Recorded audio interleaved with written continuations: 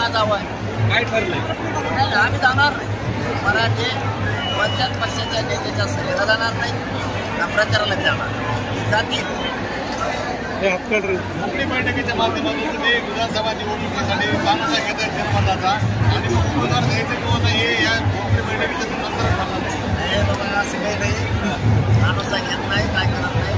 माझ्या समाजाला आरक्षण पाहिजे बार तेच सांगतो. माझ्या समाजाला आरक्षण पाहिजे ते द्या. पण राजकारणात जायचं नाही.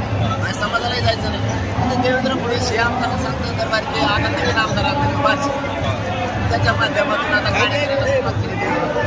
देवेंद्र फडणवीसांना मागत पडणारे त्यांना आता राजकारण होऊन पुढं घातला. तिथून मागं बरेच अंतर घातले.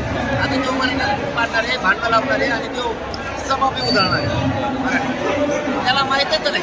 देवेंद्र फडणवीस ऐकून मराठ्यांची सभा उधळल्यावर आपल्याला आपला मतदारसंघ सोडून राज्यात जायचं. देवेंद्र फडणवीसला बी राज्यात यायचं. त्याचा दुष्परिणाम काय होता वाढ येऊ त्या राऊतला मनात सभा उधळव सांग.